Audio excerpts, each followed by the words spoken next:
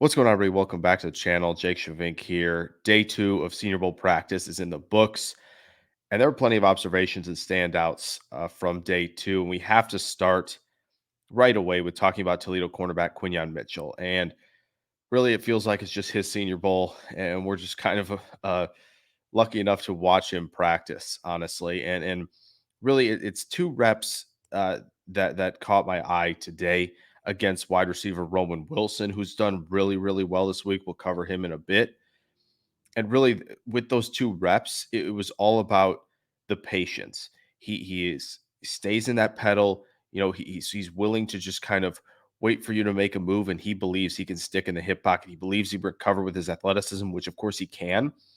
And Roman Wilson threw in a little bit of a pressure step in one of the routes in the 1v1s, and Quinyon didn't bite because he knew that either if he is going to break, I have the athleticism to recover and make a play, or if it's kind of a fake, it's to try and get him out of position. I'm patient enough, and I will stay in phase and stay in the hip pocket. And he did that really well. He played physical with him on another rep throughout the route down the field and really made a throwing window non-existent. And he obviously picked off a pass today as well against Brendan Rice in coverage on an underthrown ball, staying opportunistic when those opportunities present themselves. Quinyon Mitchell's fantastic. I don't think there's much else you can say about him really, other than he just kind of creeps up the media boards, and the mock drafts will probably reflect that after this week. A couple of DBs I want to talk about. Andrew Phillips from Kentucky. I know he was mentioned by someone in the comments of my video yesterday. Took a look at him. He looks a lot more patient. He's being disruptive and shows off good catch point timing. He's playing physical. He's got good speed. I was really impressed with him today as a corner in the 1v1s. Jarvis Brownlee Jr. from Louisville.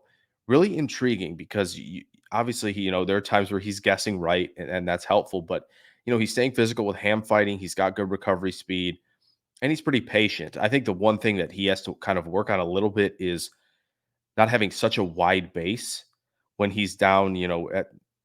As things are about to start, as he's looking to jam or kind of just trying to mirror off the line of scrimmage. He just needs to kind of shorten that base a little bit, and you'll see him not have to get too much into recovery mode right away. But I thought he did a really nice job, and honestly had a pretty solid day one as well.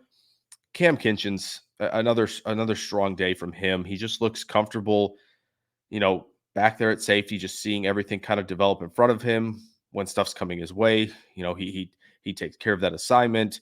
We've already kind of hit on the athleticism that he possesses at the safety position. I'm really impressed there.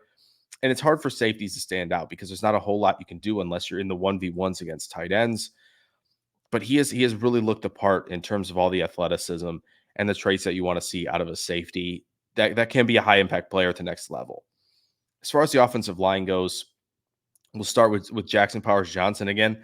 There's just not enough things, good things to say about him as well. With Quinyon Mitchell, he's kind of in that tier right now in terms of when he's presented with confrontation. He's got really good hands. He can fight for positioning. He's good to readjust and really can get his hands in tight. He finds a way to stay low, good base, great balance, good knee bend.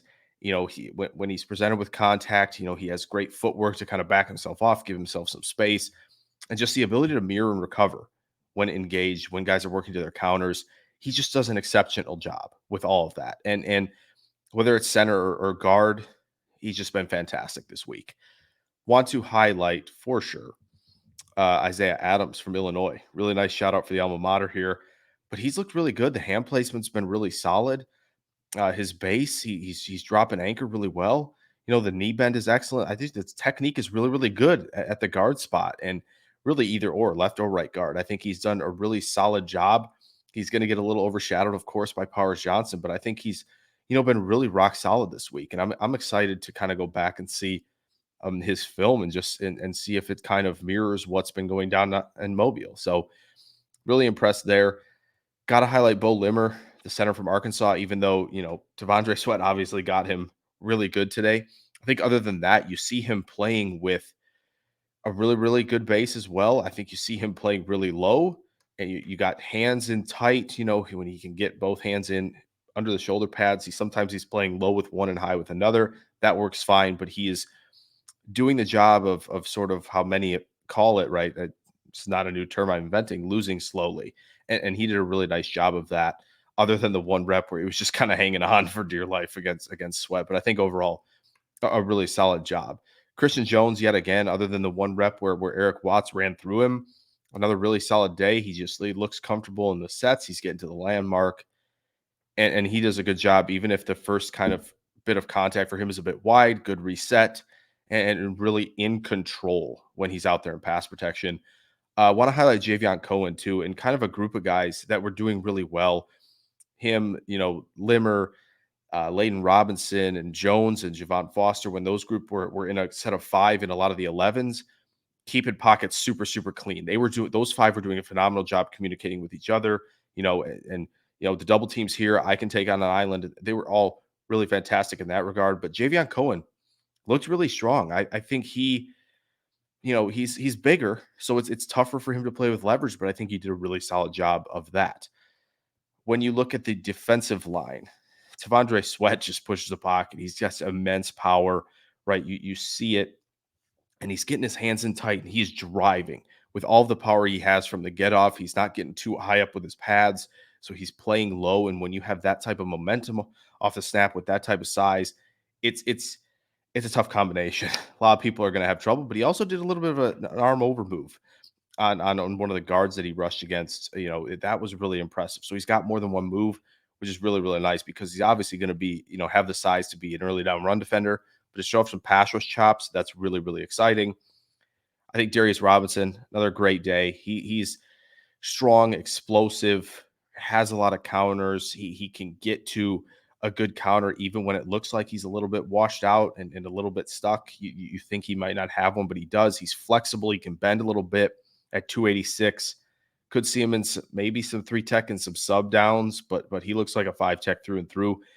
And just he's really, really dominant, and he plays physical. The pad level's excellent. The hand placement's really, really good. He's just done a tremendous job.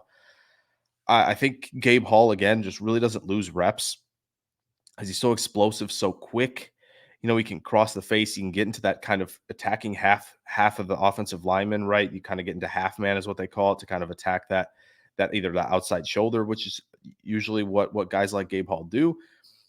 Really, really quick with the hands. Like the punch is quick, and he's getting to counters, he's getting to rips, he's getting to arm over. He's just really, really quick with his hands, and it's tough for some linemen to combat that. Not sure he's lost a rep yet this week. I think the other one I wanted to highlight was McKinley Jackson from Texas A&M. I thought he did a really nice job, with some pop and power in the hands. When linemen, obviously there's pass rush and pass pro 1v1s, but there's also run game 1v1s. And I think he did a really nice job there as well. Some push pull, right, with linemen kind of getting out over their skis and kind of getting into attack mode. He did a really nice job using that momentum against them. And he had a couple nice reps as a pass rusher in 1v1s, where he's getting to the rip move and he's clearing guys out and getting around them. So thought he's been a little bit under the radar, but he's had some really, really nice reps this week. The two pass rushers I want to highlight, Latu's really tough when a guy can spin and then get to a dip rip bend counter move where he can clear you out. Like that's tough when he can spin and counter off the spin in time to create pressure in a 1v1. That's a tough recipe for tackles to handle. He's really, really good. And he's a pass rush savant, right? Adisa Isaac, I think, is the other one from Penn State who has, really, really good explosiveness, good flexibility, good functional athleticism to change direction. And when you add that with a well-timed strike with his hands, he's tough to handle. Fuaga got, he got into some trouble against Isaac a little bit today. And that was interesting to see. Obviously, Fuaga had a really solid day again, but Isaac in that athleticism, it's intriguing. It's very, very intriguing. So receivers, right? Mentioned Roman Wilson. When you have that kind of speed to press vertically, it's really, really impressive. I think overall, just really, really smooth and crisp as a route runner, right? He ran a lot of crossers this past year, but you can see him just be so natural. And when he can use that speed treating everything vertically, he's going to open up so much for himself. And he did that today. I think, Jaquan Jackson from Tulane, the speed is tough to handle. And he's not the biggest guy, but When you have that kind of speed and that kind of change of direction skills, the flexibility, when you can kind of stop and start with good acceleration, it's tough to handle in the slot. And he's done a really nice job for the American team. Really quick, wanted to highlight Xavier Leggett. I think he improved nicely on day two. The good hip sync to change direction. Was impressed there. And he makes those tough catches. He can go up with some leaping ability to win the catch point. A couple others at running back, Dylan Lubb from New Hampshire, really natural as a receiver.